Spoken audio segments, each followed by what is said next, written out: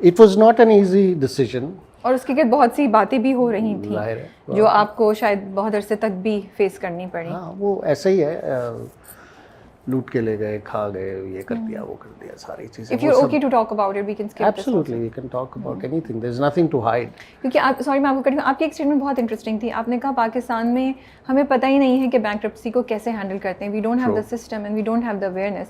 और ये चीज़ मुझे बड़ी इंटरेस्टिंग लगी, तो इसलिए हम इस चीज़ को भी टच कर सकते हैं। बिल्कुल कर सकते हैं, और आई थिंक ये हम एजुकेशन दे रहे हैं जी, एग्जैक्टली। जो education it is not to create sensationalism और to put on, it is maybe there are people who are in the same position but उनको कोई गाइड करने वाला नहीं है, and they are thinking about it, yeah, and but they don't have the guidance, you know. No, and it जरूरी नहीं कि वो entertainment से ही हो, that can be any company, you know.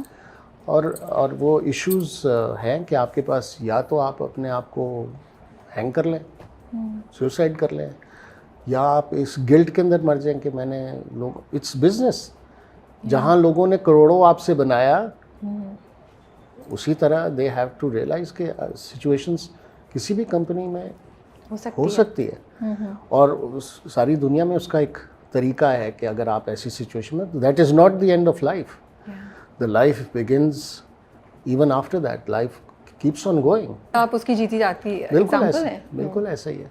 और लेकिन ये है कि उसके पास उस वक्त हमारे पास ऑप्शन कोई नहीं था। फ़र्क ये है कि मैंने खड़े होकर फेस किया, मैंने कहा कि जी ये है, उसके बाद मैं चला गया, 10 साल नहीं आया पाकिस्तान में।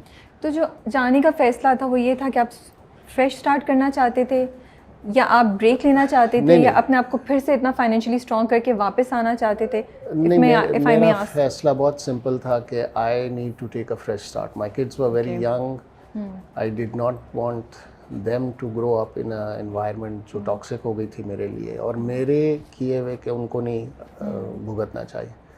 So we started afresh in a country like Canada. I will always be grateful कि उस मुल्क ने हमें बहुत चीज़ें सिखाई हैं, हमें, हमारे बच्चों को।